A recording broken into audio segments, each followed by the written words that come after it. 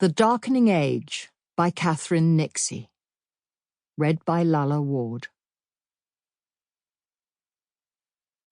A Beginning. Prologue. Palmyra, circa AD 385. There is no crime for those who have Christ. Saint Shenouda. The destroyers came from out of the desert. Palmyra must have been expecting them. For years, marauding bands of bearded, black-robed zealots, armed with little more than stones, iron bars, and an iron sense of righteousness, had been terrorizing the east of the Roman Empire.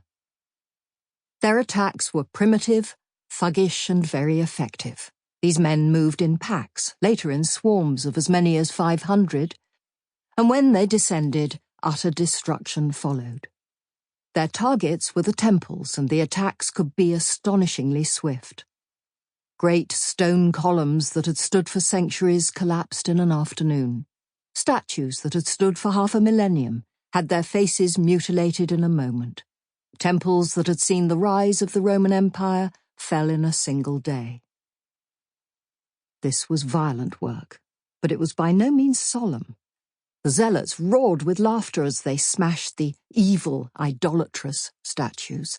The faithful jeered as they tore down temples, stripped roofs, and defaced tombs. Chants appeared, immortalizing these glorious moments. "Those shameful things," sang pilgrims proudly, "the demons and idols our good Saviour trampled down altogether." Zealotry rarely makes for good poetry. In this atmosphere, Palmyra's Temple of Athena was an obvious target. In Palmyra, the goddess became associated with the local goddess Allat, to become Athena Allat. The handsome building was an unapologetic celebration of all the believers loathed, a monumental rebuke to monotheism. Go through its great doors, and it would have taken your eyes a moment after the brightness of a Syrian sun to adjust to the cool gloom within.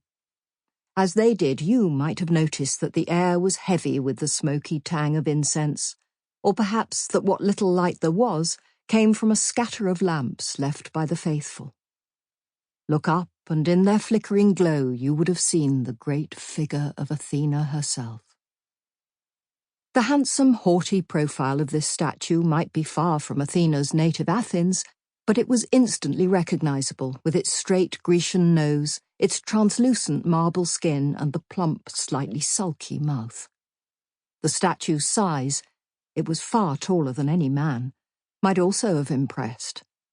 Though perhaps even more admirable than the physical scale was the scale of the imperial infrastructure and ambition that had brought this object here.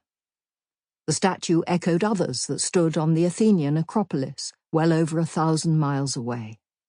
This particular version had been made in a workshop hundreds of miles from Palmyra, then transported here at considerable difficulty and expense to create a little island of Greco-Roman culture by the sands of the Syrian desert.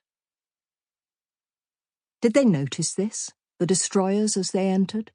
Were they even fleetingly impressed by the sophistication of an empire that could quarry, sculpt, then transport marble over such vast distances? Did they even for a moment admire the skill that could make a kissably soft-looking mouth out of hard marble? Did they even for a second wonder at its beauty? It seems not, because when the men entered the temple, they took a weapon and smashed the back of Athena's head with a single blow so hard that it decapitated the goddess. The head fell to the floor, slicing off that nose, crushing the once smooth cheeks.